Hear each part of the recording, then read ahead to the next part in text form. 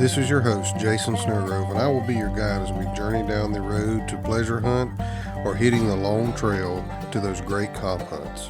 This is the Coonhound Collective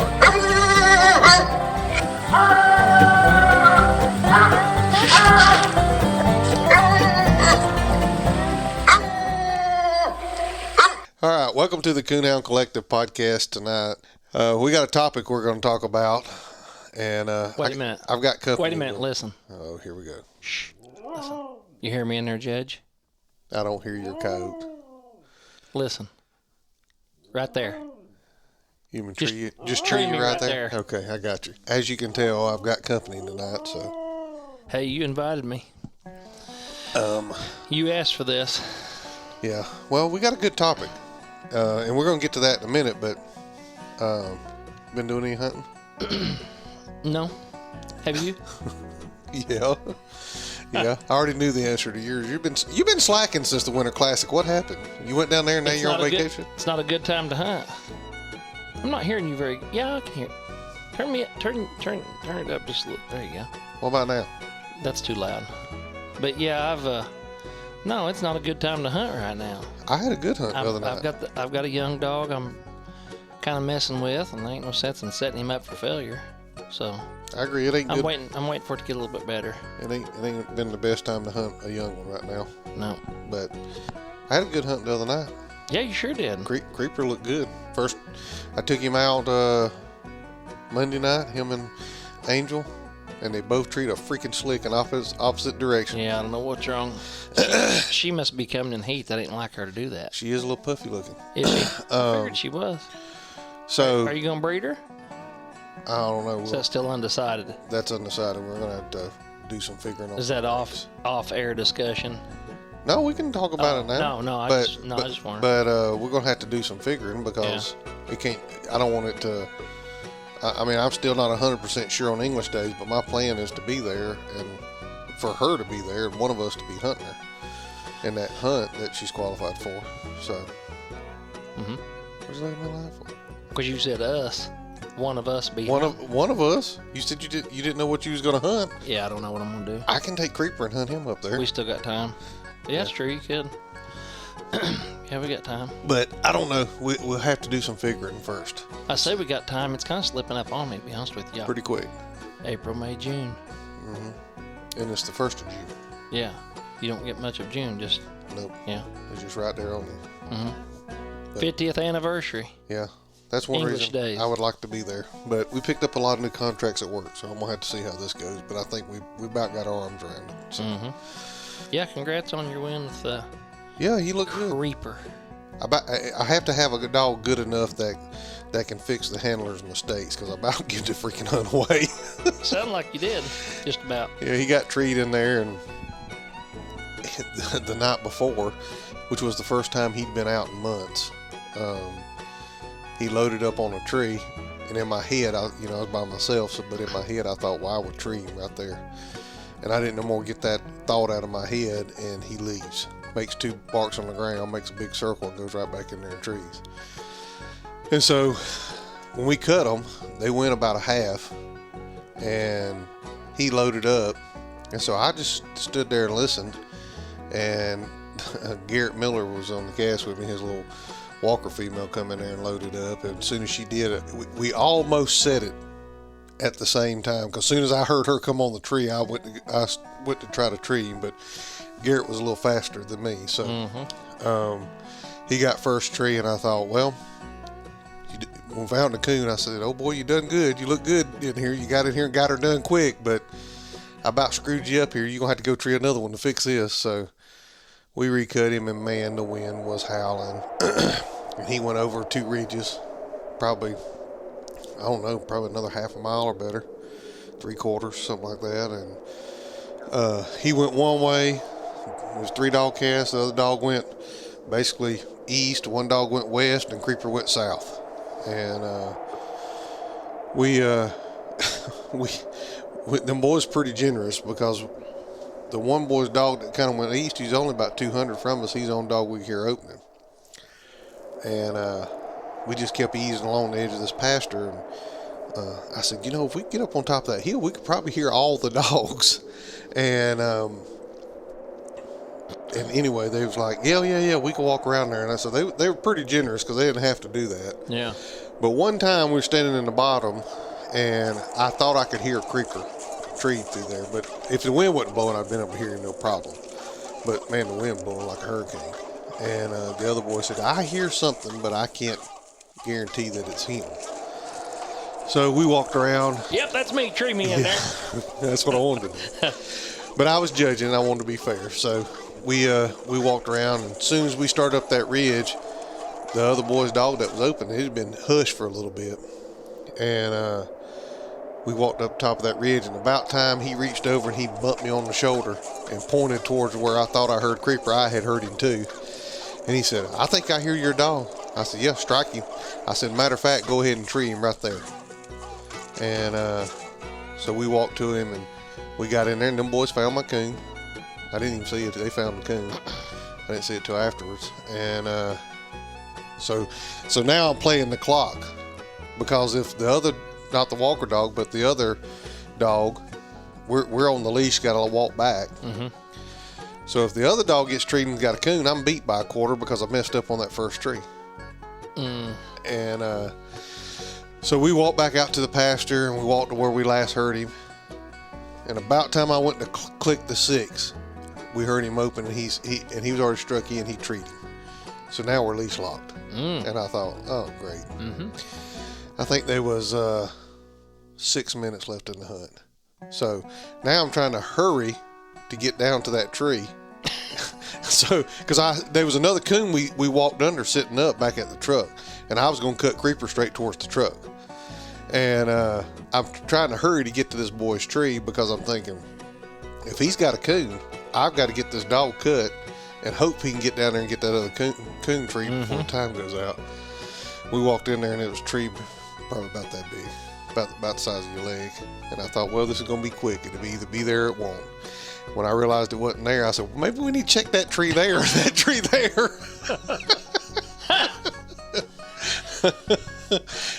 Anyway, the time run out right there. So he done good. Had 350 plus. He should have had 400 plus. But that's good. Yeah, especially this time of year. Caught a little break there too. Yeah, I did. Because if he'd had guys got to catch those breaks. He'd had coon, I'd been in trouble. Yeah. But yeah, he looked good. Good. He's either a PKC champion or he's $18 short. I don't know which one yet. Awesome. I got to find my papers to see what his earnings say on it. Don't even know where your papers are. Yeah. I got a picture of him, but it's the old ones that I had before I sold it. Never seen anything like it. Yeah, if somebody was wanting to buy him, that was the night for them to look at, to come watch. Yeah. Because he put on a show. Yeah. That joker got in there, and I mean, he fat and out of shape, and he ain't a dog that's usually fat. So no, he ain't. But yeah, he done good.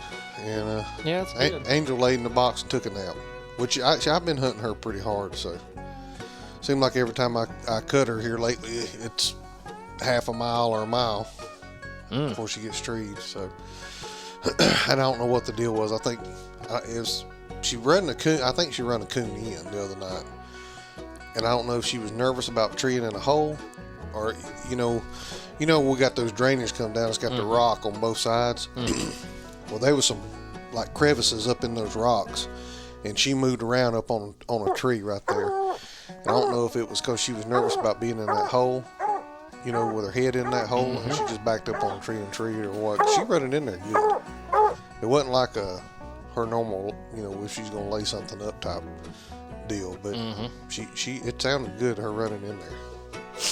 But now Creeper was just slick. That's all there was. There was a house cat. What? On the ground, asleep. I thought it was dead. Asleep, 10 feet from Creeper treeing. Really? Curled up in a little ball, and I thought, is that a house cat? And I walked over there, and it raised his old head up like that, and looked at me, and Creeper's treeing every breath, running around the tree. That old house cat had a rough day. He just laid his head back down. He just laid his head back down. So, or Creeper running about 3 or 4 circles. Yeah, I guess so. Got away from him. Creeper didn't know where he went. I guess so. There's Coon. Well, dang, he almost stepped on him. But yeah, that's been the extent of mine. My hunting anyway. Other than, I've already talked about it one time, but you were there, so get your opinion on it. The benefit hunt we had for Randy Stud Burton. Oh, yeah. I thought it was a good turnout. It was excellent. It was an excellent turnout. Big crowd. Big crowd, raised a lot of money, and I think everybody had a good time. When's the last time you seen that many dogs at a coon hunt? Oh, It's been a long time. yeah, it's been a long. I mean, that wasn't a big scheduled event or something, you know. It was just Just an open event. an open event, local hunt. Yeah. Yeah, 52 dogs. Yeah, that's amazing. That is amazing Yeah, to have that many, and not be an RQE or something like that, you know. yeah, I thought so too. And especially in our country. Yeah, there was guys come from a long way. Yeah. You should have got in on that beagle. Got that beagle. You had it run around down there at Garrison. I don't need no beagle. I had a deer tracking beagle one time, a blue tick beagle like him. Oh, did you? Yeah. Yeah. Tina He put was in. good. Tina put in. She wanted that beagle until it went for $200-something. Stuff went for good money over there. It did. People give from their heart, and appreciate everybody that bought something over there too and made it a go. It took everybody, you know, I didn't. to be a success. I ain't never won a world hunt or super stakes or a truck or $100,000 by text you the next morning. And after being a part of that, I couldn't imagine winning that and feeling any better than I did the next morning after we got done. You know, you're just sitting there and you're thinking about that and think about, you know, the neighbor bringing the gun down and Oh yeah. donating it to be auctioned off and just the support that Randy had. I don't know. There may be a better feeling, and maybe I'll feel different if I ever get to that point. But I don't know. It was pretty good. I don't think you can top it. I agree with you. It was awesome. You got anything else? Happy for no, Okay. no. Well, we're fixing to dive into probably well, not probably. I know it's going to be at least a two-part, maybe more than two-part, but a multi-part subject here that is probably, if not one of the most talked about subjects on Facebook amongst coon hunters. The most. The dreaded dog food debate. Let's talk about some dog food up in here. That's what we're going to talk about, dog food. Oh my goodness. I can't believe we're actually doing this. It's been a long time. I mean, you look like you've been to school. You got so much paperwork up I there. have been to school. Honestly, no joke. When me and Brett first talked about putting this podcast together. I think it was last June or July. Yeah. It took me that long to get you gathered up. Oh, yeah. That's what it was. Yeah. This we knew was going to be a big subject, and Brett is a researcher. I'm not. I'm more off the cuff. And he wanted to get some stuff together, and I had a few people I wanted to talk to, and he's got his stuff together, a lot of it. And the last part of this, ever how many parts this is going to be, will be with Keith Dotson. He's from Extreme Dog Fuel, which is the dog food I feed. And let me say this up front. There's not one dog food company that sponsors this podcast. Nobody's putting any money in mine or Brett's pocket to say anything one way or the other. These are, Keith was a nutritionist for a dog food company and consultant. So when you hear his part, his will be from his background and what they do with his company now. And you'll hear about how Extreme come about, stuff like that. They definitely ain't going to be wanting to sponsor us after I get done with them. It might not. We probably won't ever have a dog food company. Matter of fact, they may try to get us off the air when Brett gets done with them. But he's got some stuff here, and we're going to just kind of talk. You know, you see everybody, you know, post on Facebook. You know, what's the best dog food? What are you feeding? What are you feeding this time of year? Should you be swapping? Should you try this? You know, if you try this, you can feed less of it. And I mean, there's just so many rabbit holes that you can run down, and we're going to try to cut something. It's got to be the biggest debate besides coon hunting, best coon hunting light. Yeah, I agree with that too. and I'm going to be in the market for a coon hunting light this year. Again? How many do you need? Well, the one's broke. I'm telling you. Zach has made a recommendation, and I'm doing my own research on it. Oh boy. And I'll tell you this: he's a sunspot guy, 100%. Yeah. And he made a recommendation that was outside of sunspot. Really? Okay. I don't want to say because of his business. That's and all, fine. but we may do another topic on this another time. Surely not. Hey, we might as well. Might as well. Hey, it ain't gonna be no worse than this. No, it's one of the hottest topics going, besides dog food. Yeah. The dreaded dog food debate. Yeah. I really can't believe we're doing this. Are we just wasting our time? I mean, people out there listening to this, they're probably going, "Oh, here we go," and going to turn us off. Maybe And not listen to this podcast. But I'm telling you, you're going to want to listen. And there may be, hey, if there's, you know what? I don't agree with everything that people say. I don't agree with everything that Brett says, but heck, I don't agree with sometimes everything that I say. So, Why do you say it? sometimes it just slips out your mouth. I've told my kids that. And then you have to back up and say, "Whew, I was wrong on that. I'm sorry." You have to eat a little crow. But I think if you'll just listen, glean what you can glean from the conversation, and then when this is done and the part comes out with Keith, I've already heard that one. Brett hasn't yet. I'm telling you, it is packed with so much information. It's almost like drinking from a fire hose in a short period of time. And a lot of good facts and information, because this is Keith's background. This is what he does. I mean, he is a nutritionist that owns a dog food company, and he was a nutritionist first, not a dog food company owner. So when I found that out, it really kind of put a spin on my thoughts on the whole conversation. I feel like I squashed Toad Frog right now. Why? Are you just blowing on Keith and stuff? I ain't heard everything you got to say. I'm teasing. You got a freaking book over here.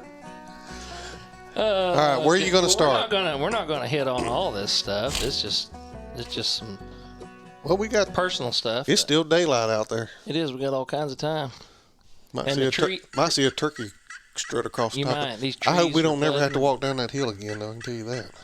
Or back up it. If we do come down, and I hope we got feathers and a couple of legs in our hand on our back. Me too. Coming down out there. That was rough. Yeah.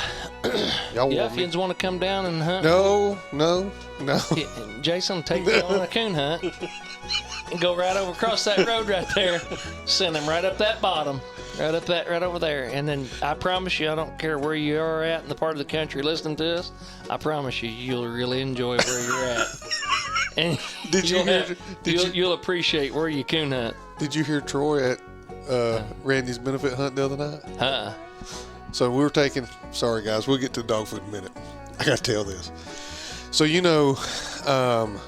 was right after we met, I think, and I guided the cast over here. Mm-hmm. And I was hunting my old female. You were hunting Loner. Yeah. Troy was hunting Chuck. Yep. And I don't remember the other guy's name. Oh. We scratched him right from the start. I don't remember. I think he was from Oklahoma. I don't remember. It Well, don't matter. Anyway, we turned loose, and I had a tracking system other than Doctor. That's all I'm going to say. And it dropped my collar. It was brand new. Dropped my collar right first got out of the bag. I was mad. So we turned loose, and they go right down here, and they tree right there on that little ledge, right here, almost in front of the house. Yeah, I remember. And we walked. That was all fine and dandy. Oh yeah, that was good. Good walking. Yeah, good walking. We cut loose off that, and they went about where that bulldozer trail wasn't there then. They went about where that bulldozer trail was, and Chuck and Loner dropped in that hole over there on the other side. Yeah, I remember. Troy Cornell does too, because when we got back to the top of that ridge after getting them dogs, and we had recut, and Chuck had went that way, and my female was that way, and Loner I think was headed that way too, and the hunt was over, and he said, "Point me in the direction to the truck, because I won't never be back here hunting." So the other night, at the benefit hunt, we put together a youth cast. Yep. And Troy's kid was going to hunt on the youth cast, and I said that I was going to guide. The first question out of his mouth was, he said, "Now wait a minute, you ain't going to guide us where you took us to that RQE that night, are you?" It's pretty rough over there. It is. I tell you what, if you got a dog that'll tree a coon right over there, they'll tree a coon anywhere in the country. I guarantee it. That's a fact. It's rough. Okay, That's a fact. let's get back on topic here. Back onto the dog food debate. Yeah, where we start? Well, I just gonna let everybody know here that before we get started that I got it all figured out on this dog food. And you don't have to search on Facebook anymore. You about made me spit coffee all over this machine. I know, I did it on purpose. I saw you getting ready to take a drink. That's just the opposite of what I was going to say. I've done a lot of research on dog food, and people talk about it all the time. And but anyways, I would like to say that I've got it all figured out, and I can end this dreaded dog food debate. What is it? Oh, our guest we was going to have. Yeah. But I'm not sure I can end the dreaded dog food debate. But we're going to give you some... What are you doing over there? You got me sidetracked. No, you go ahead and keep talking because we'll just pause it and interject him where. Okay. Anyways, well, you're going to want to probably listen to this. And yeah, I'll put it in there. Yeah. Anyways, one thing that we're going to hit on is this grain-free dog food. And some stuff that I've read and looked into is this Food and Drug Administration investigated this grain-free dog food, and they highlight how hard it can be for dog owners to figure out whether they're buying a healthy product, the healthiest product for their dogs. And they have found out that there's over 500 reports of what they call canine dilated cardiomyopathy, which is heart failure. You said a big word. I did. I can barely pronounce it. I probably didn't even pronounce it right. But anyways, they're linking it to dog foods that are marketed grain-free. Yeah. Okay? So you can do your own research and look into that a little bit more. But the question that... I got an ear itch. I got to move it around there a little bit. Okay, well, hold on for your question. Go ahead. Let's call Daniel real quick. Unreal. Find out what kind. Well, just hold your place. Now you've thrown me Mark off your track. place. He's ready. Mark your place. Get him in here. I ain't hearing it coming through. Hey, hold on just a minute, buddy. My thing didn't come through my Bluetooth for some reason. There we go. I got you now. So Daniel, me and Brett is here. We're recording, and I've called a couple of guys, and basically we're talking about the number one topic I think on Facebook amongst coon You ain't even hunters. telling everybody who we're talking to. This is a famous guy. I'm going to in just a second. Is that dude who's... It's the guy who sucks at replying back to email. Boy, now that is the truth. At least you're honest. But we're talking about dog food and kind of what everybody feeds, and this is none other than Daniel Felker with the Coon Hunting Confidentials podcast. And y'all just got through recording, right? Yes, sir. So it's a night of podcast, I guess. Man, I'll tell you what. Yeah, if you've never heard Daniel and them guys on their podcast, go give them a listen. They're the second best podcast out there. They're awesome. They're awesome. I got a big kick out of you guys. Yeah, it is a good time listening to y'all. I always feel like I'm back home in Alabama when I listen to y'all. I don't know where I feel like I'm from when I listen to them. Seems like I can go about 3 different directions. Yeah. So. Yeah, he's recording a pretty good one. Oh, good. I'm still hearing that. I still hear that feedback. Really? Can y'all hear it? No, all I can hear is you. I'll tell you what. Press pause on that unit and let me call you back. Okay. All right, so we're talking about dog food, and I thought, hey, let's call some folks and kind of see what they're feeding and why they're feeding it. So, what do you feed, Daniel? Okay, so I pulled over when I left Dustin's house. He lives out in the country, and I pulled over at this. I'm in a Baptist church parking lot I'm talking about a very, very small country church parking lot. Oh. And so the reception might be going in and out. That, So, like I was saying, can you hear me good? yeah, I can hear you good. What is it that you feed? Okay. So for Dustin, Ryan, and myself, we all feed the Pride dog food. Okay. It's not Sportsman's Pride. It's the Pride out of Highland, Kentucky. Mm-hmm. During hunting season, I ran a feed store for about 5 years. Yep. And I fed just about everything. And for the value for the money in a 50-pound bag, I found that it hadn't let me down, or I like it. It's a quality dog food for your money. Yep. It's not really cheap, and it's not super expensive, and it's in a 50-pound bag. So usually the orange bag of, I think it's like a 2720, is normally what I have fed. What I've tried all of it through running a dog feed store. I have not tried the Inukshuk or the Next Level. I haven't tried any of that yet. Yeah. Oh, I take that back. I did buy a bag of Next Level, Mm-hmm. and I have no problem with it. But I still just find all three of us find ourselves going back to the Pride. We've got a buddy in South Mississippi that feeds it, right? You know what David feeds? The Pride. Yeah, he feeds Yep. the Pride, and he really likes it too. We're just trying to get some different feedback from different people, see what everybody's feeding, and what's working for them, what they like. We Brett's got a college book thick worth of research papers here that he's been doing for a year almost. That we're going to go through some different topics and stuff, and then I've already recorded it. It will be after ours airs. The next episode will be with a dog food nutritionist. So That's cool. just trying to get some information out there that might be helpful, might not. People might not want to listen to it, and if they don't, that's okay. But it's a big topic that I see people talk about on Facebook all the time. Lord, yeah, don't they? Yeah, that they do. So, y'all doing any coon hunting? I haven't been.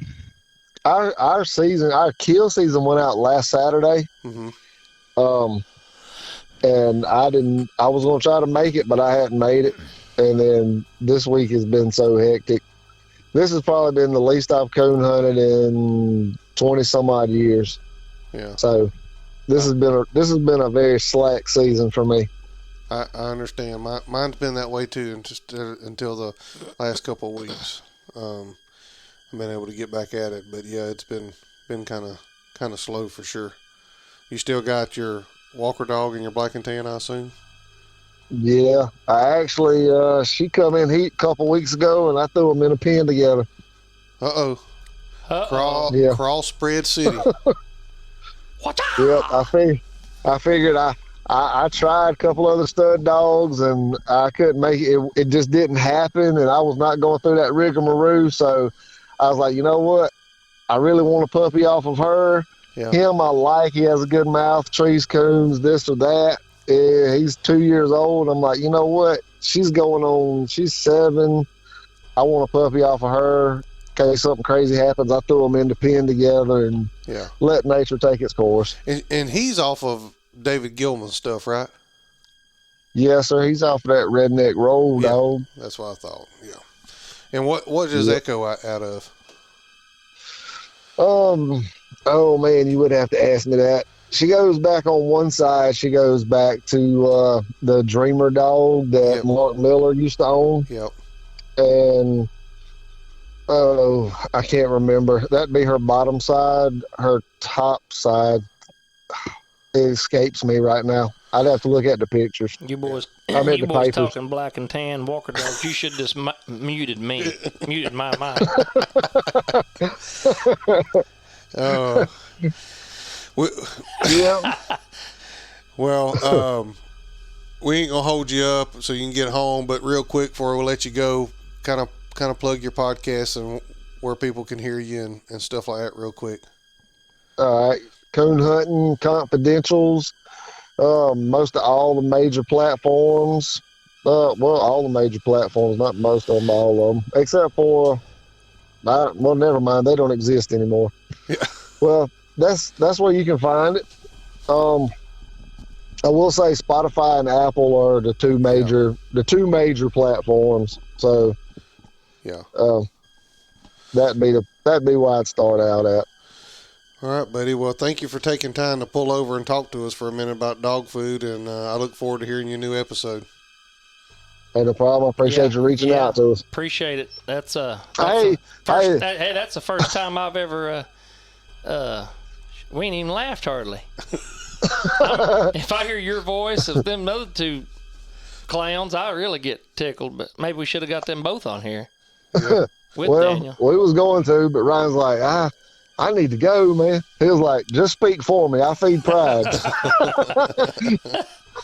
was like, okay. Well, I'm gonna go try to get me something to eat and feed my dogs and get ready for work in the morning. All right, buddy. We'll have a good evening, and we'll holler at you later. Yeah, we appreciate it. All right. Thanks, Daniel. Y'all be good. You too. Bye. All right. Bye. Bye-bye. Well, you interrupted me. I told you to mark where you was at. I marked where I was at, but then now you got me all off track. What you were we talking You about? want to talk about Bigfoot or something now, don't you? Yeah, after we talked to Daniel. Okay. Yeah, I was just thinking about which one of these dog foods, if you fed. No wonder. I wonder if.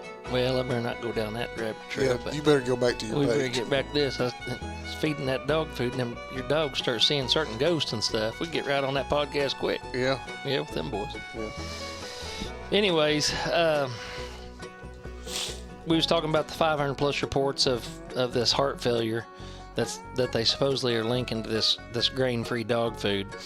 But the question that dog owners and myself ought to be asking is why they should be even avoiding grains in the first place. Why are we avoiding grains to begin with?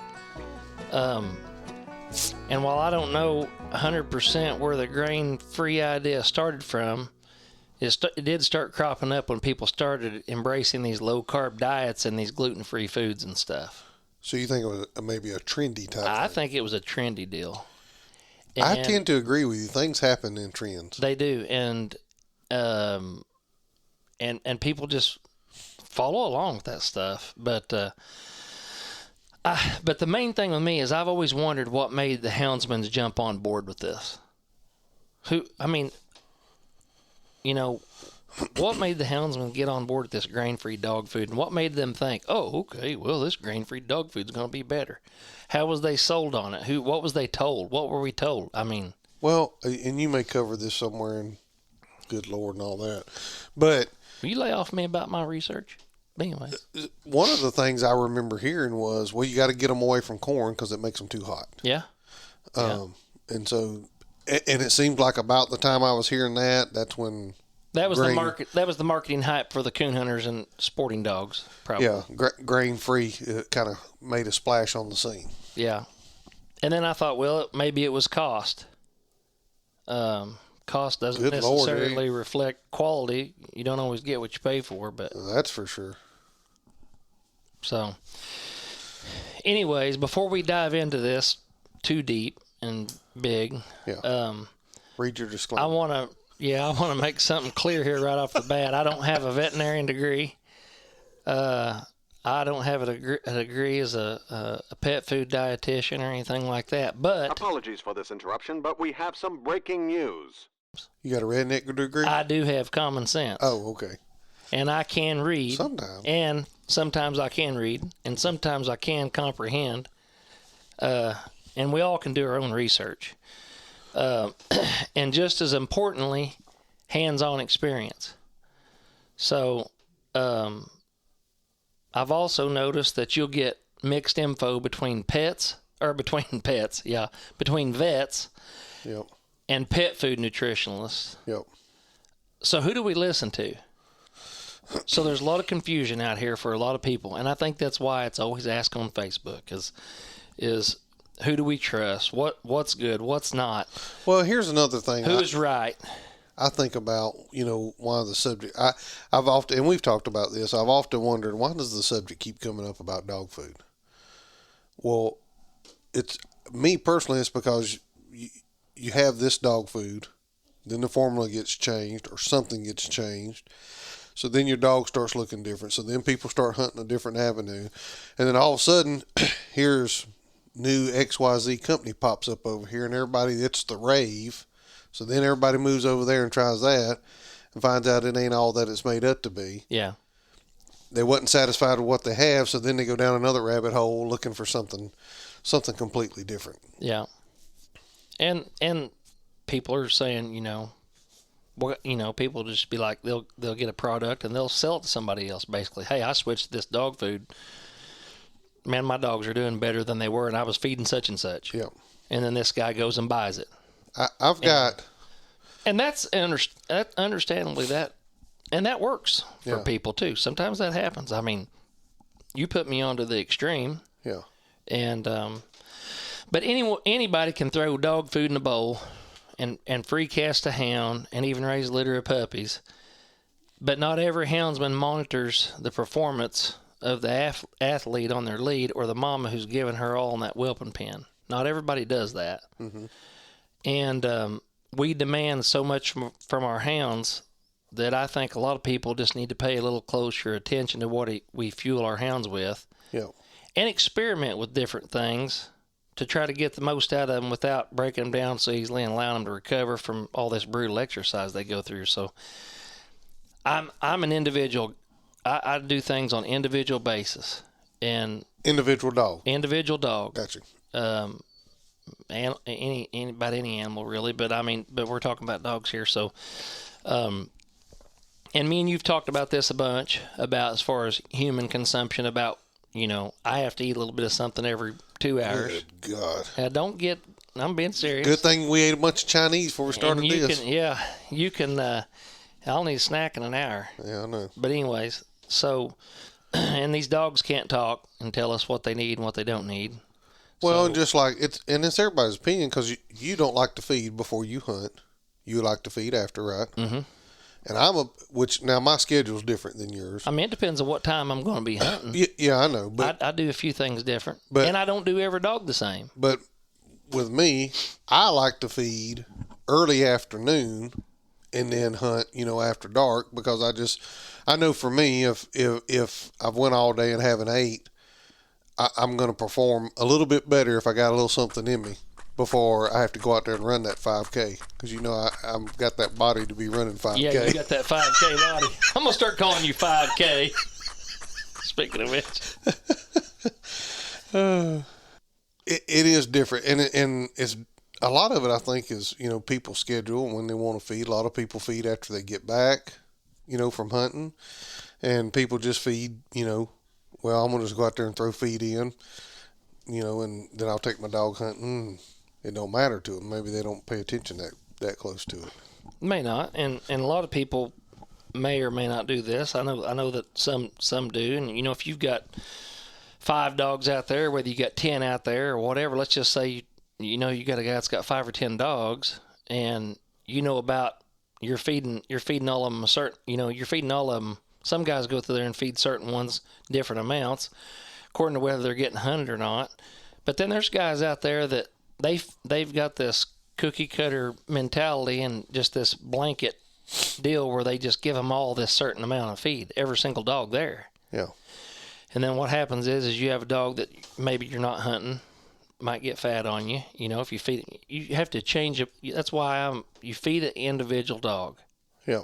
Because some are going to require more than others. Some dogs pen pace and they burn a lot of calories in the daytime.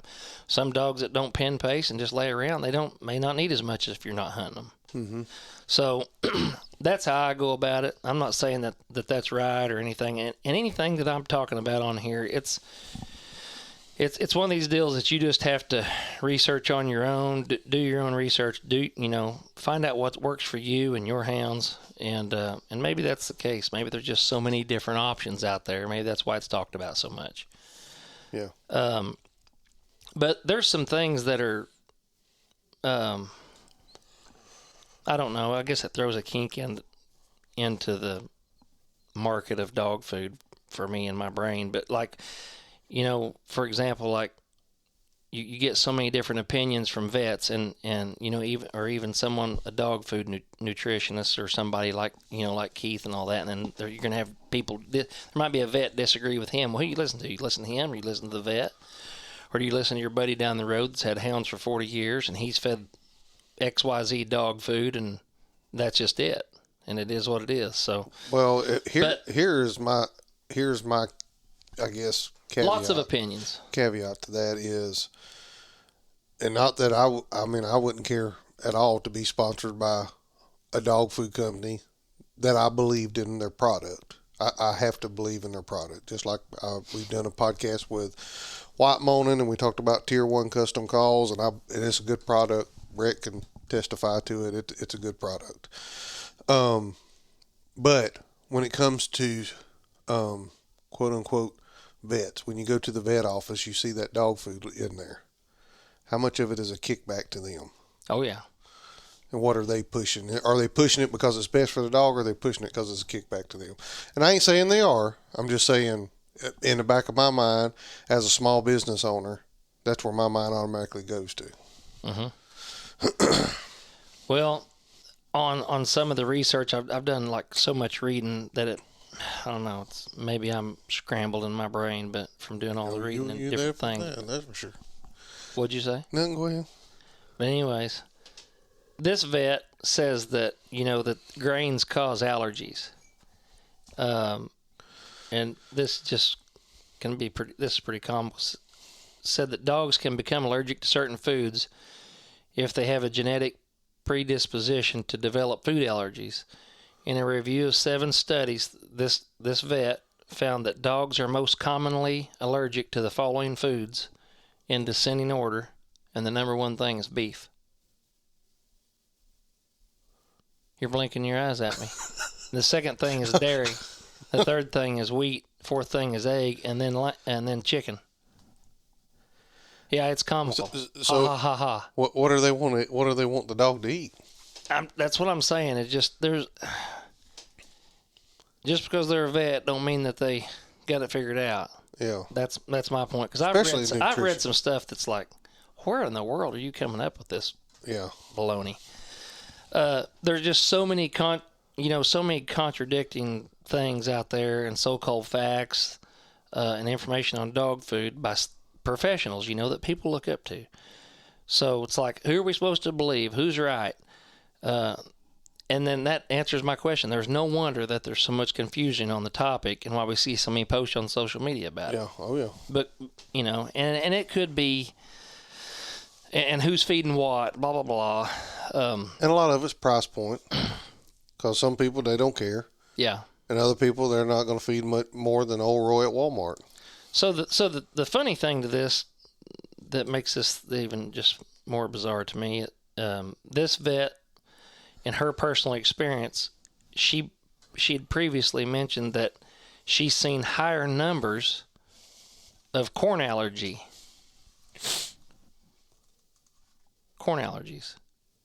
But then she says in descending order that most of them are allergic to beef. And it's like,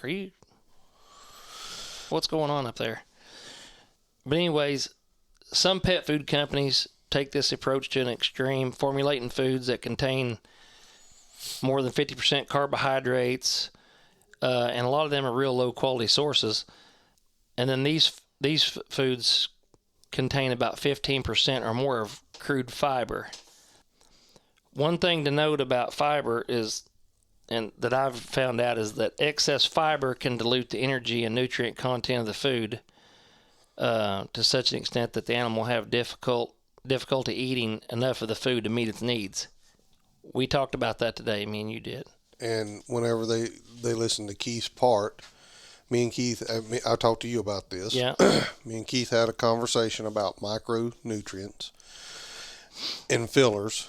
I'm telling you, this conversation was a couple of days ago. Yeah. And I'm not a big thinker when it comes to stuff like this, and put a lot of thought and research into it quite like you did. But when me and Keith sat down to record, that question was rattling around in the back of my brain about these micronutrients and the importance of the dog getting the right amount. And some of the statistics and the facts that he has from verified facts that he had of previous to post is unreal. I mean, absolutely unreal, which they'll hear Keith talk about all that. Go ahead. Yeah, so what's the difference between standard and grain-free diet? The term grain, as it pertains to pet food, includes things like corn, wheat, barley, rye, and other ingredients that are the seed portions of various grasses. Grain-free diets are simply made with alternative carbohydrate sources like peas, potatoes, lentils, and other legumes in place of traditional ingredients. If you read on them bags, if you do get to reading on all them, you're going to see a lot of that these days. You're going to see a lot of the peas, lentils, potatoes, and stuff like that, and a lot of these ingredients that I don't ever remember reading them years ago, and I've always kind of been an ingredient reader, and I don't remember seeing that. So a lot of that you're going to see in a lot of grain-free diets. See, I never was an ingredient reader. I always, especially when I was hunting 7 days a week, if the dog didn't look good, I thought, well, I'd just throw him more dog food. Right.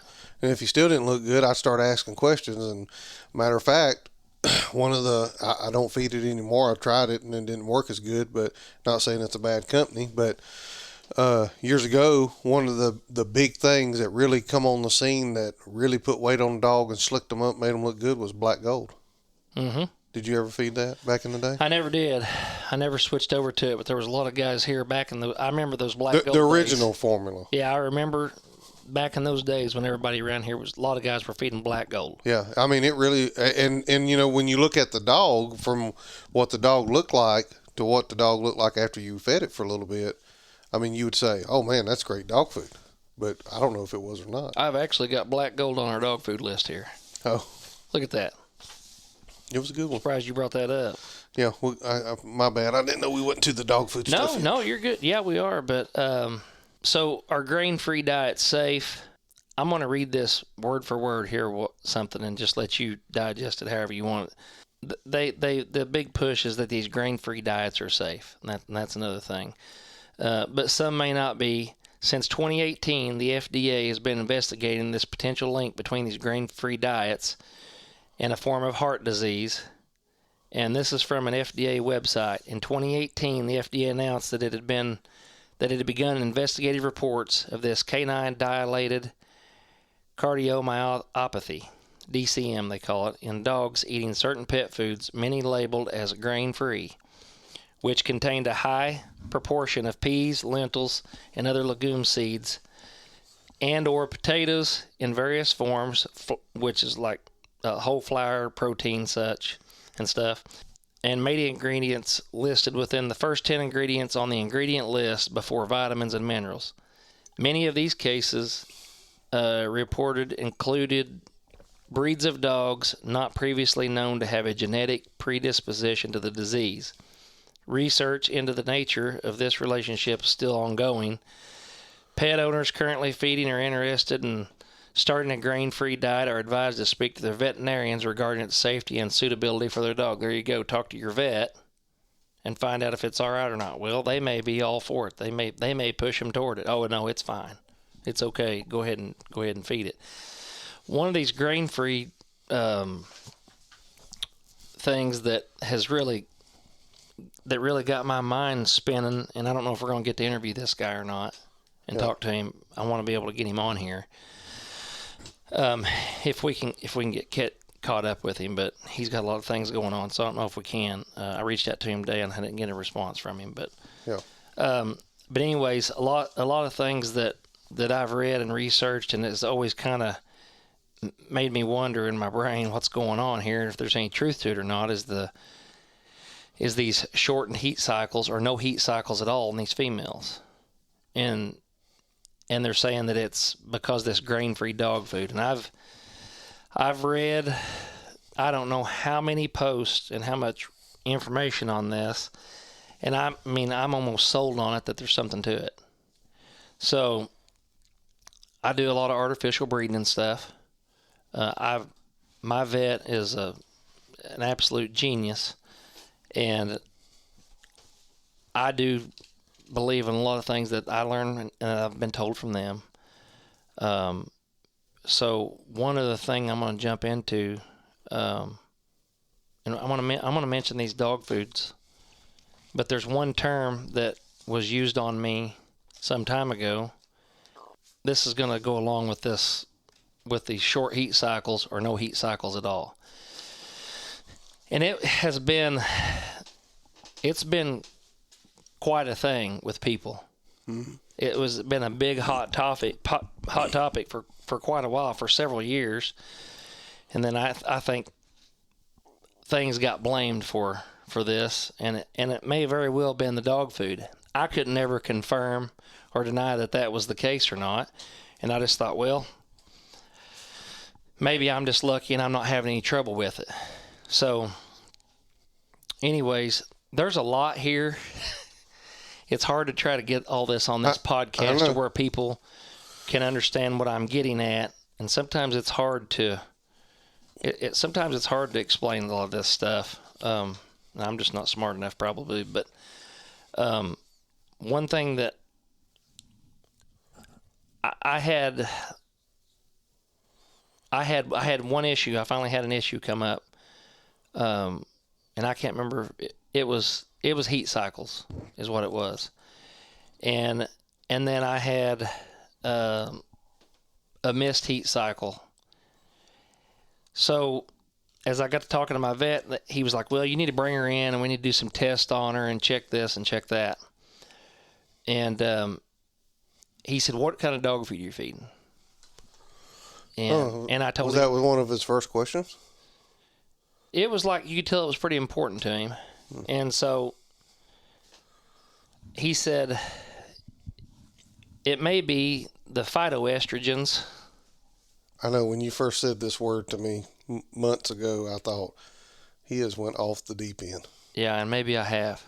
Maybe I'm digging into a No, hole. because I asked Keith. Okay, so anyways, so phytoestrogens, I mean, you could, everybody listening to this, you can do your own research, and but the more that I thought this gentleman that I want to get on the phone, I've got some information here, and I don't really have it. It would probably be better if we just had him on here and explained all this, because I've got it in written form, some things that he's done when he switched dog food, and just these happenstances of his own females and personal hands-on experience, and has figured this stuff out. But anyways, I'd never heard of this word my entire life. I've never heard coon hunters say this word, nothing about it. A phytoestrogen is an estrogen-like compound occurring naturally in plants of the legume family. Peas, lentils, all beans, including soybean, and in grains, vegetables, and fruits. Phytoestrogens are believed to be endocrine disruptors. In the instance of phytoestrogens, they mimic or interfere with estrogen produced in the body by binding to estrogen receptors. This could lead to delaying puberty and infertility.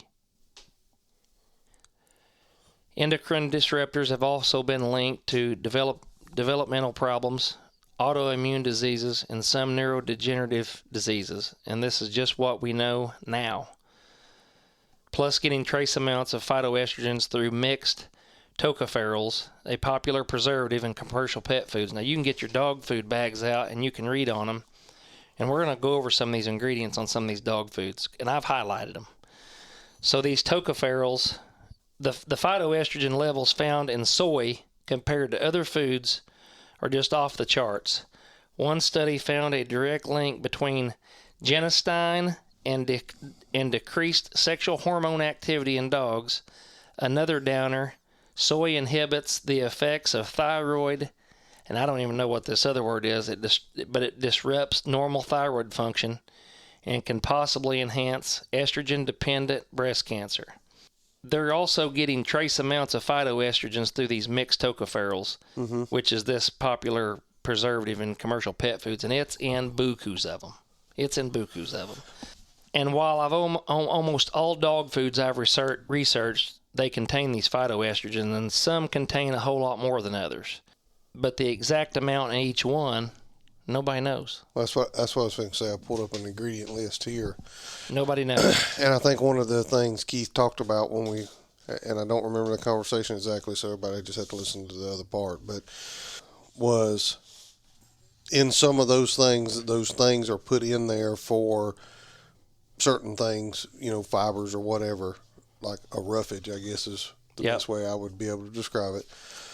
And we read through there and we go, oh my God, this one's got 10 phytoestrogens in the ingredients. But what percentage is that? Is it, you got 100%, total there for the bag. Yep. Is it 1%, 25%? That's what we don't know. Yeah, and some of this stuff that we're talking about, I'm sure there's some people listening going, boy, they're butchering this thing up. But I can tell you one thing. I bet you I've got people thinking about this right here. Oh, yeah, go ahead. And I'm not done. So you got soybeans and soy products, linseed, which is flax, sesame seeds, wheat berries, oats and barley. Almost all your beans are a legume, lentils, yams, rice, carrots, wheat germ, rice bran, spinach yeast, alfalfa, grain sorghum. Lupin bean, which is a legume. Look, go back and listen to this, of all these that I've read. Get your dog food back out, read on it. If you got a dog missing heats, any infertility deals, it may be something to it.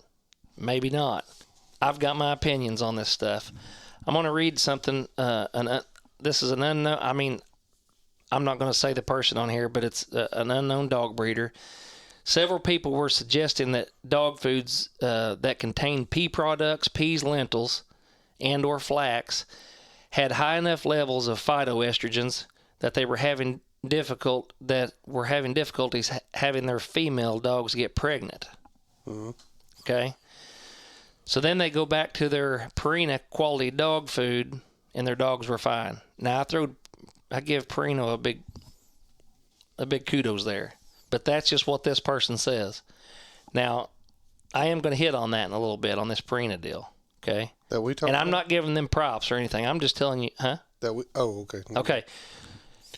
And then this other person says, I'm currently feeding brand X, blah, blah, blah. I'm going to breed my girls this season and would like the best outcome. I've also heard that flax and peas are bad for reproduction, and the brand I'm feeding has peas in it. It's a ways down the list, but I'm not sure if I should switch. It's hard to find a good feed without peas or flaxseed. Gotcha. Peas are a phytoestrogen, but they have lower amounts compared to soybean. Okay. Flax seeds and lentils. I've fed bread X for years and have not had a problem, but it does make me concerned that most grain-free foods seem to have more phytoestrogens, and I'm not sure how much is too much. One person says, I've been feeding brand X to my dogs for about 2 years. All of my breeding females have stopped getting pregnant. Hey, are you saying brand X on purpose? Because no, we're not sponsored. You can say what you want to. They can't shut us down. I pay for this. No. Okay. I began doing, all my females stopped getting pregnant. No, because we're going to mention some dog foods in a minute. Okay. I began doing progesterone. I don't want to just throw out one on this particular deal and make somebody mad or whatever. Yeah. I don't care about making somebody mad. They'll be mad before this is over. You can make me Says mad. I began. You don't care. Yeah. Go ahead. Says I've begun doing progesterone testing and AIs in an attempt to turn things around. Today was another big disappointment. Not pregnant again. I asked the vet what it could possibly be, and she said she had recently read that peas could be the culprit. I hurried home to read the ingredients and found all 3 of the brands of recipes that I'm feeding contain peas, pea protein, and pea flour. I have 2 breeder friends feeding the same brand of dog food and are having the same problems. Okay, so this is common sense stuff, hands-on, that all different people are having the same issues with. I have another breeder friend who is feeding something else, and her dogs do not have fertility issues. I checked the ingredients on her feed and found no peas of any kind. So now that makes you think, doesn't it? Yeah. That makes you really go, wait a minute, there might be something to this. And I can't tell you how many posts on different sites that I've read where people have been talking about this and having this and switching, and dogs go back to acting right. So it leads me to believe that there's something to it. I mean, why would it not? Anybody that could read all that is gonna go, there's something to this. So, and all this research come off the Google. we ain't got time to tell you where I got all this research from. Some of this was from coon hunters. Matter of fact, these are coon hunters. Okay. All right. They said, I believe there is a correlation between the peas and their infertility. And I think they're right. It has been a costly and disappointing experience, and now I'm switching to my dog food. Another person, now this person is not a houndsman, and I'm going to tell you what they are feeding because they mentioned it. I've been feeding Diamond high energy for about 2 years. All of a sudden, my female had 2 small litters. One was 5 and the second was 4. Now, it's easy to throw blame on different things. We've got so many variables in how many pups and how many pups a female has. Age, it could be the male, it may not be the female. But anyways, prior to Diamond, she had large litters, 11 and 12. I also noticed her heat cycle changed like a month early or late. To me, that didn't make a big deal. I started researching, and I did find that it could be a low sperm or low estrogen count. So then my other female I pulled out of the pen so she would not be bred on her first heat. A few days later, she started her heat. 4 weeks later, I put her back in the pen. Almost a month after, she looked like she was coming into heat again. So I started watching her daily. A week later, she has a pup. I'm stumped at this point as she only had one, a singleton birth. I'm still trying to figure out how she got pregnant, like a divine intervention. So then I tried researching again. Nothing that made sense. So I researched singleton births, and then the phytoestrogens came up. Well, I know how a dog got pregnant. I mean, one way that happens, but yeah, I don't know if we need to get into that on this podcast. We better not go down on that. Okay. Go down the road on that. These phytoestrogens are screwing with the reproductive system. I have free choice, so my dogs are getting slammed with this crap. I wrote Diamond about it, and I never got a response. I lost well over $30,000 over this escapade of theirs. Why are they putting phytoestrogens in our dog food now? Something to think about. Well, I think I can figure that out. They are trying to put breeders out of business as they are pushing for you to adopt. Anyway, the peas they are putting in the dog food, I believe, are natural contraceptives. Okay, so this person... Now, that's pretty hardcore. This person is hardcore enough to say that they think it's almost a political move to put this in there to stop breeders, so you would have to adopt from shelters. And I'm going to tell you something. I'm going to go out on a limb here. I'm going to say that I agree with her to some point. Yeah, I knew you was going to. And I can tell you one other thing. Everybody listen to this that has a vet and goes to the vet, and if you get with a buddy in a different place and go, hey, who's your vet? I want to go start going to your vet. And you start going to that vet anonymously, and they don't know if you was to do this. And I'll guarantee you that, I guarantee, my guess is, and I'm just going to say 75%, but I bet it's even higher than that. 75 to probably 90% of the vet offices in this country are going to want you to spay or neuter your dog. Mm. They don't give a crap about what you're there for to begin with. Mm. The first thing they're wanting to do is the big push for you to spay and neuter your dog. And if people ain't spaying and neutering their dogs, and they're breeding them, my vet is a reproductive vet. Mm-hmm. That is a reproductive vet office. They want, that's their business. Yeah. And I have never once ever told that I need to spay or neuter my dog. And so, yeah, I do kind of believe with where she's going with that. I could probably see it.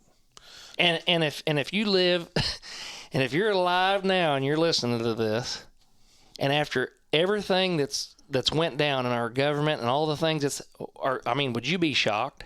No. I mean, I'm not shocked a bit. And it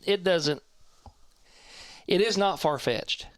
Yeah. That is not far-fetched. From everything that we've seen go on and that we've heard and all the things that's going on this day and time, that ain't far-fetched. Mm-mm. So I don't know if that'll make some people mad. Yeah, I don't know if I agree with it. With all that 100%, but I agree with it. It ain't far fetched for them to throw stuff in our feed, and money feeds their pockets. So that's right. So another thing is, put your glasses back on, Professor. Well, I don't know if my eyes are starting to go bad. I know they are a little bit, but these allergies are awful. Well, I think we got enough wind over the last few days. There probably ain't no more cedar pollen left. Yeah, I don't know. I think that's what's got my eyes all messed up. So hey, we never did read that list. Don't be turning it Yeah, down. I'm going to read this list. Okay, so I'm going to read you some phytoestrogens. If you're listening, hopefully you're listening and you pause or you write down and you go, I feed next level. I'm going to go out and look on my bag. I'm going to see how much is in there. I'm going to go ahead and tell you what's in there. I'm going to tell you the phytoestrogens in your dog food. Are you ready? I'm ready. Okay. No particular order here. Not alphabetical. And I'll tell you something else. Well, I'm not even going to go down that rabbit trail. But I did used to feed this, and I am going to publicly announce and say this, that I would have fed it a lot longer, but they basically fired me as a customer. And the reason that they did is because of the way that they distributed their dog food. And they pulled all their dog food out of the small farm home stores. Yeah. And it was hard to buy. I contacted a rep with Victor, and they basically told me in a nice way that they didn't give a crap whether I fed their dog food or not. And I said, hey, you don't even have to tell them. You don't have to hit around or beat around the bush. You don't have to say any more. This conversation's over. I never bought another bag of dog food, Victor, again. And I never will. So. You better not call your current rep fussing like that. I was all like that. Why's that? Because you get the phone hung up on you. Anyways, Victor Red Bag, 6 phytoestrogens. Brewer's dried yeast, carrot powder, mixed tocopherols. That's on your preserved with them. That's going to be right there at the top of your list. Grain sorghum. Brewer's dried yeast. There's 6 in that one. Victor grain-free chicken meal sweet potato. There's 6 phytoestrogens in there. The second one is peas. Your first ingredient is chicken meal. Your second one's peas. The next one is Next Level Heroes Salute. And I don't know this history or because You gonna have Brandon White calling us? I don't care. The Next Level Heroes Salute. I love their bag. A beautiful bag. It is. Beautiful marketing bag. I almost bought one just for the bag. Yeah, that's great. 6 phytoestrogens, brown rice, Mahinden fish meal, chicken meal, brown rice. Again, chicken fat preserved with mixed tocopherols, grain sorghum, peas. 6 tocopherols. Next Level grain-free salmon river, 6 tocopherols. Value Pack, black bag. Man, we got a lot of people feed Value Pack in this neck of the woods. It's pushed hard. A lot of people like it. Again, let's back up just a second. When you got me on to Extreme, and this is not an Extreme dog fuel podcast. We're not doing this pushing Extreme, but it does work for me. It works for you. You put me onto it, okay? When you put me onto it, I was skeptical. And I didn't feed it to everything. Trust me, I know. And you know how I'm real particular about what I feed my dogs. I told Keith that several times. And I feed them all. A lot of them get different amounts, and I was feeding 2 or 3 different dog foods at one time to 6 different dogs. You fed that old cull you had out there in the pen, that Extreme, to see if it was going to die for you to feed it anything else. I might have. We'll not talk about that. Moving right along here. Value Pack, black bag, 2420. There's lots of guys that, and here we go, this is all opinions, but there's lots of guys that feed that and like it. Mm-hmm. I tried it years ago. Mm-hmm. I didn't get along with it. Maybe I didn't give it enough time. A lot of that could have been my fault. You know I'm being serious on these. I'll say this, and I don't mind it because I've said this to other people. Not right prior to Extreme because I was trying to find something to feed, but feeding consistently like I feed Extreme now. You know what I was feeding prior? What? value pack black bag. You were. You know why I don't now? Why? I had a dog die, and the vet thinks it come from the dog food. Okay. I didn't have. Well, that'd be enough to make me quit. I didn't have a necropsy done or none of that, so Yeah. I can't confirm that that's what it was. But I can tell you right now, anybody listening to this podcast, they know dang gun well we ain't got a dog food sponsor. But hey, it's just the way it is. Hey, it is what it is. I will say this: there's a lot of guys, and when I had this happen to my dog, I started making phone calls. I called and talked to Wade Grasquith's son in Illinois at Joy and what's the other one? What are you talking about? Joy and what? They have another dog food. Whatever the other dog food company is they have, I can't think of it right off the top of my head now. But I called and talked to them about it, and a lot of the way these ingredients are put in, they say it matters the way that it's put into the dog feed. And I ain't saying Value Pack done it, because I'm like you. I know a ton of guys that feed that black bag of Value Pack, and they don't have any trouble with it. We'll have to find you another pen, unless you want to get one of those up there. Yep. Is that color crowned or pens? I don't know. Are they usable? Yeah.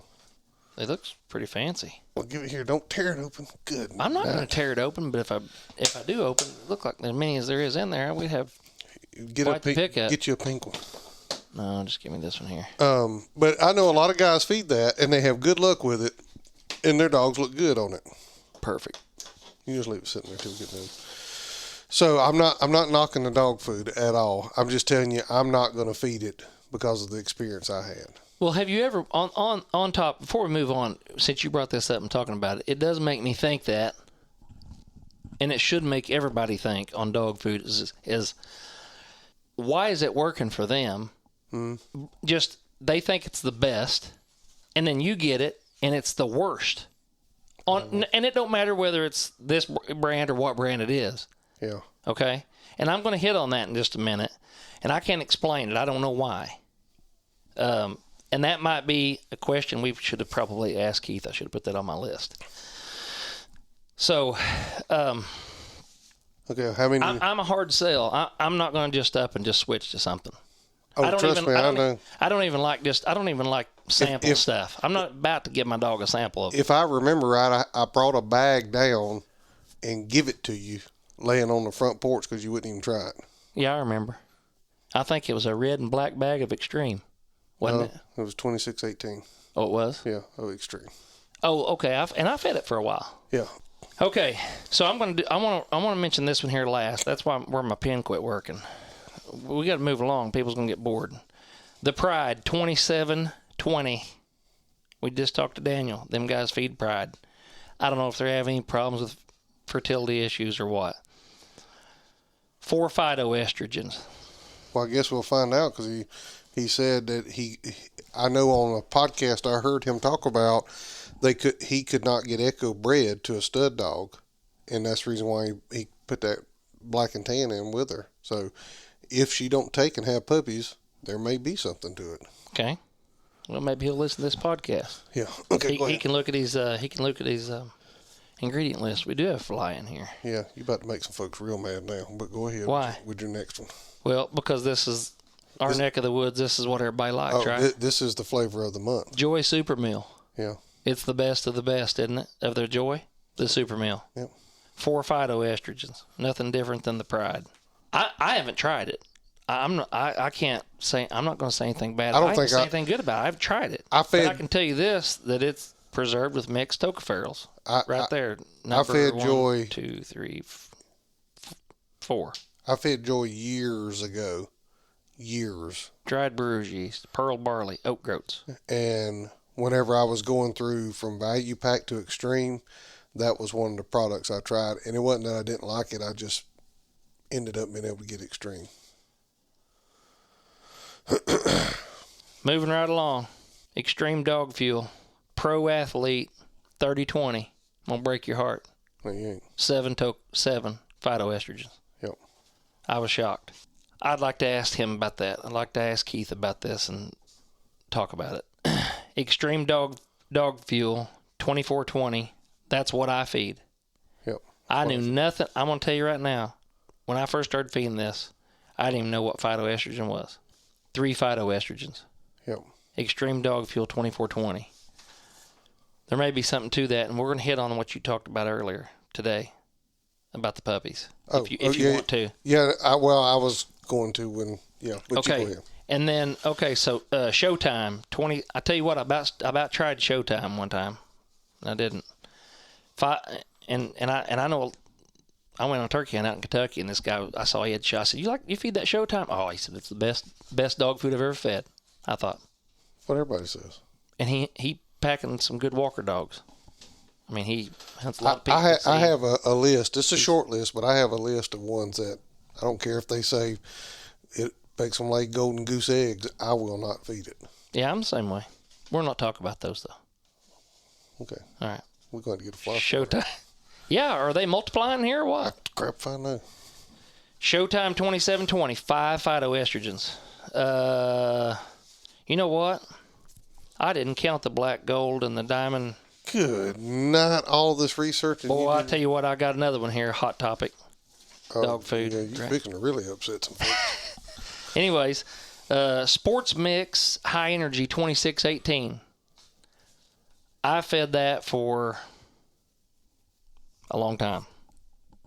That's one on my 3, 4, 5 years. That's one of the ones on my short list.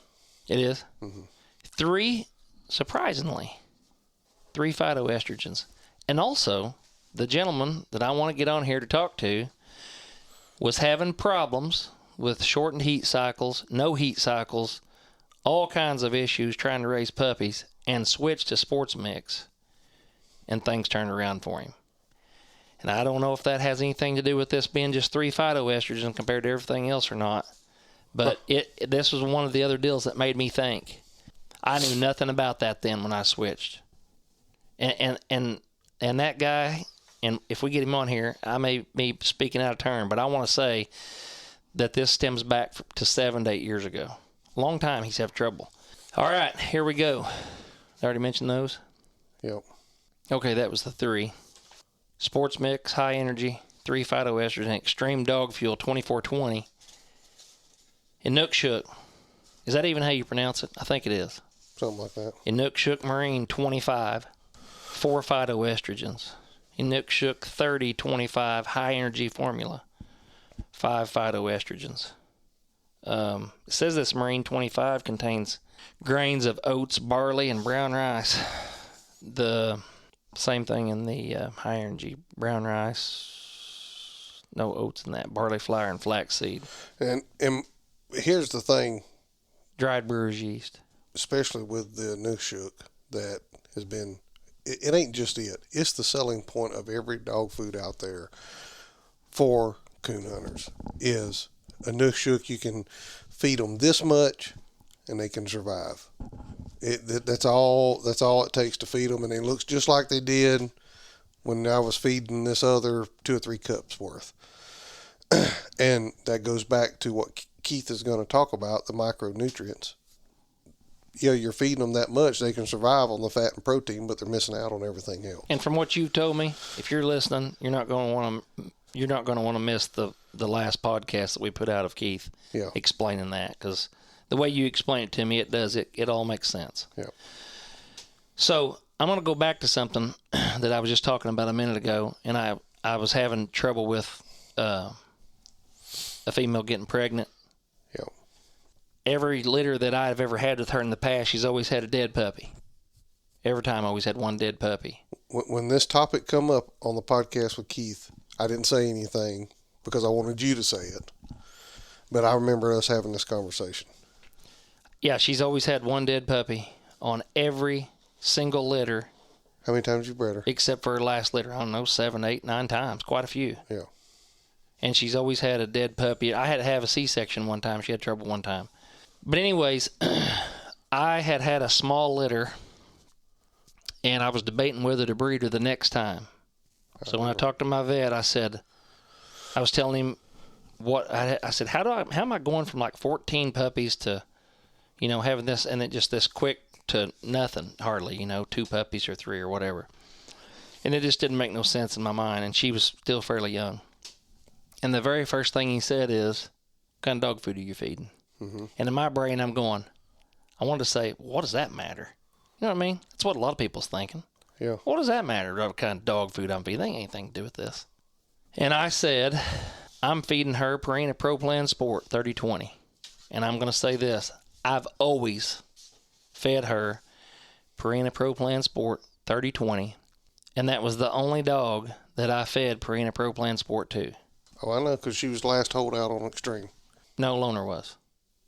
No, I thought she was. Oh, yeah, that's right. You're right. She was. Yeah. You're right. She was. Because she done so good on it. Yeah. And I said, well, I'm feeding Purina Pro Plan Sport 30-20. And they don't sell that and advertise it in there, just so you know. And he said, well, your dog food probably ain't the problem. Because that's real low in phytoestrogens. And I said, low in what?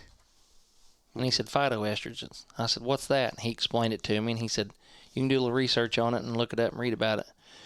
And he said, it's one of the lowest, and it is, one phytoestrogen out of all them dog foods I've researched and I've talked about here right now. Mm-hmm. It's the lowest one. Second place to them would be Extreme Dog Fuel 24-20 Sports Mix High Energy 26-18 with three phytoestrogens. So, and I am going to say this, that she looked like $1 million. I've raised some of the best, fattest, slickest, healthiest puppies on it. And it cost a lot of money to raise a litter of puppies and feed that female Purina Pro Plan Sport. Mm-hmm. And I spent a lot of money on that dog food. I mean, I've spent a lot of money buying those. But they do so good. She done so good on it, milked so good on it, looked so good, and just had all kinds of milk. But then you brought to my attention about the one puppy, the last litter. I got off of that one when you got me over to Extreme Dog Fuel. Mm-hmm. And I tried it on everything, and I started liking it. I think, you know what? This stuff probably is pretty good. And, well, let me back up. Hold on. I'm getting ahead of myself here. Let's go back to this Purina Pro Plan Sport. I was feeding Loner Sport Mix and everything else, and she was getting the Pro Plan Sport. And my wife said to me, she made a comment, she said, when are you going to put Loner on that really good dog food? And I said, when he earns it. Mm-hmm. He ain't getting that until he earns it. And it got to a point in his life where he earned it. And I thought, all right, I'm going to put him over on it. That thing looked like a gutted Holstein. I don't know what it is about it, but he did not do good on it. I don't know if it was he was having trouble with the transition and I didn't wait long enough or what, but all I know is he looked horrible on it. And I thought, there's no way. This don't make any sense. This stuff is so expensive. It's so high quality. Everybody brags about it being the best. I'm having great luck with it with my female here, okay? And then why not? Why would I not put him on it? Why would it not work? It should have worked. Mm-hmm. You know what I mean? Oh, yeah. And it didn't work. And I thought, well, I'm not feeding him enough, so I fed him more. It didn't work. Everything I tried with him didn't work. So I told my wife, I said, I can tell you one thing right now. I ain't spending that money on that high dollar dog food and spending that kind of money on that and feeding it to him. He looks like crap. Yeah. So I got him off of it. And I thought, well, I'm going to put him on this Extreme. And done great. Another thing that you can look into, I've done a little reading up on, is seed oils. I wanted to mention this earlier, so I'm just going to throw it in now, and I'm not going to talk about it a lot, but there's a lot of seed oils that's in this feed and stuff, and a lot of seed oils in the food that we eat. And that's another thing I was going to talk about too, is there's so much junk out there that's put in our food. And everybody talks about, and when you're talking about this dog food and stuff, and that you're wanting this high quality of dog food, I just wonder how much a bag of dog food would really cost if we got what we wanted. We probably wouldn't pay for it. Yeah. We probably wouldn't spend the money on it. Yeah. Because there's so much junk that we're being spoon-fed that we're buying. We can go in there and look in our cabinets. Hey. Yours, mine, everybody's. There's a lot of There might be junk. some Reese cups in there somewhere. Probably is. And I like them, but I guarantee you they ain't good for us. Yeah. But anyway, seed oils are cheap. They're heavily government subsidized. They're toxic. They have a chemical base, and they're known to cause chronic inflammation. 100% seed oils. You can't argue with that with me on that. That's facts. Wait, finish your story about the puppy thing. The star. So when I on the star, so I've always had a dead puppy. I switched. I put her on extreme. I thought, you know what? I'm gonna raise a litter of puppies on it this time.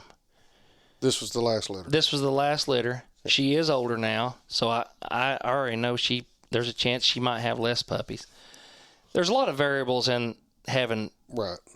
reduction of puppies in litters too. Now, we're not going to get into all that right now, but that was the first litter, and it's funny. It's just so bizarre that you brought that up and talked to me about that today, and you said that I didn't even realize it myself until you brought it to my attention. But I've had her on that for a year, probably. Yeah, probably a year.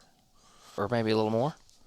And I thought, that's it. I'm not feeding this Pro Plan Sport no more. I'm gonna feed everything extreme because it's working good on everything else. Mm-hmm. Surely it'll work good on her. I'm gonna try it. So I tried it. It did. And that was the very first litter that she ever had that she didn't have a dead puppy. And no trouble. And him saying that, we're not telling you to go out and feed extreme dog fuel. It is a good dog food. Oh, it is. And we both like it. Hey, it's not convenient for me to buy. I have to get it from you. You're a pain in the butt. Have to try to get it from him. Curtis Buckner feeds it. Chops feeds it. There's several guys feed it, and they like it. And I think it's a good dog food. It may not work for you. So please don't take this as we're pushing extreme. It's not that. This come from a conversation I had with Keith Dotson that you will hear some of that conversation on the podcast that I done with him after this airs. And you take all this information that we're going to put out here. All we're doing is, well, let me back up. All Brett's doing is he's researched all this. He's compiled all this into one spot where you don't have to go listen to this and read that, or read this and listen to that and listen to what they say down at the feed store. You can listen to this one podcast. You can write this information down, research it yourself, and make your own judgment on what dog food you want to feed. And if you don't want to change it all, then hey, we appreciate you listening. Yeah. So we covered that, phytoestrogens. The next thing I'm going to hit on is, it's not really dog food brand commercial. Right. You know what? Before we do that, let's fill up our coffee cups. Okay, well, let's take a break.